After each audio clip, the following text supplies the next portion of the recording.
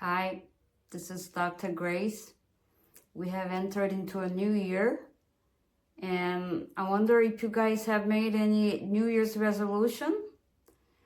Does it relate to people around you, like family, friends, or is it all personal? And I want to talk about private life. We all have private life. We all have things we do privately. Whether you care if people know about it or not, we all have some kind of private life because we're not always in public. We are sometimes in our bathrooms, in our bedrooms, and in our own rooms, doing our own stuff. And you really feel it's your business, nobody else's business. That's what I used to think too, until I saw the product of some private lives. In the 90s, when I was working as a school psychologist, I saw lots and lots of drug babies.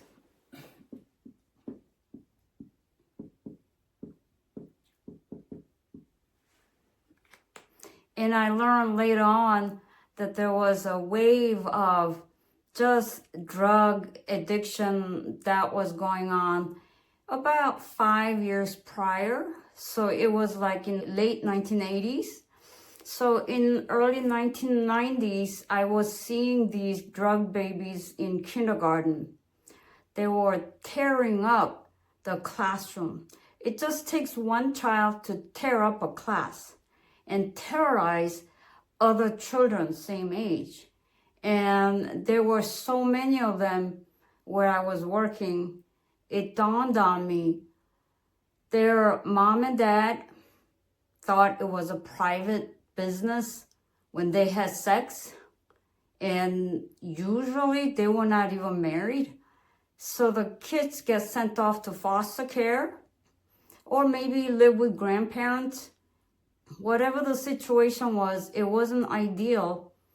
And the result was seeing these kids in school setting terrorizing other children, scaring them, being physical, being violent, and high rate of ADHDs, just unable to stay still.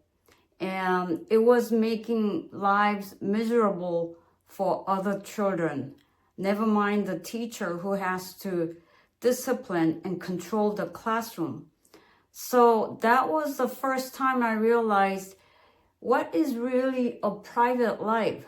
What do you do privately that you think has no effect on other people around you? And amazingly, you will realize how much influence you have on other people's lives.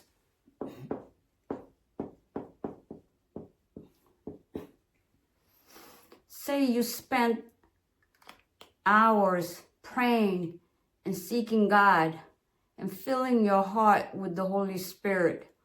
You walk out of that private room and your heart is full of God's love, His insight and understanding. And I could almost be certain that this person will be a blessing. They will just share what comes from the overflow of their heart, and it will be love that other people will experience.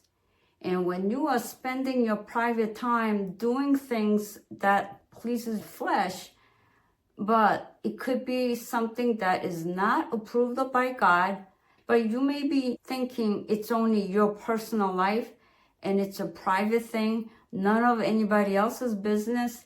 And yet what you do in private does affect the people around you, especially when it's something that God does not approve of. And you see the fruit of your personal, private life as you live your life the rest of the day, the rest of the year. And when you have children that you end up losing to foster care, and it's not just the foster care, they deal with the drugs that's in their body. They deal with different things that are in their body, in their system, and they go through a hard time. And it ends up being bad influence on people around them when they go to school. And I speak primarily for schools because I have worked in schools and I've seen the effect, the power that these children have on other children, as well as teachers who have to deal with the behavior problems.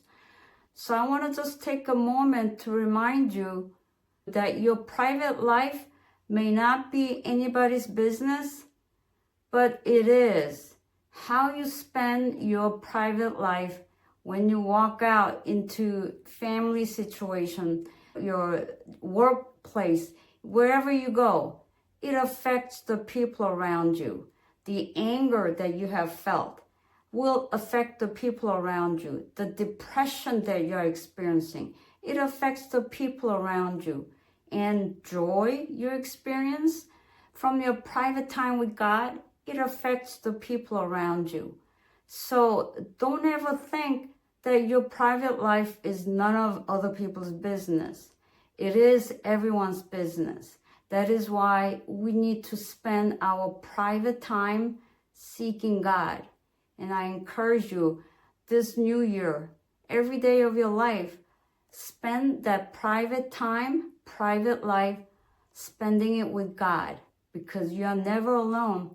Spend it with God and see the power you have on people around you.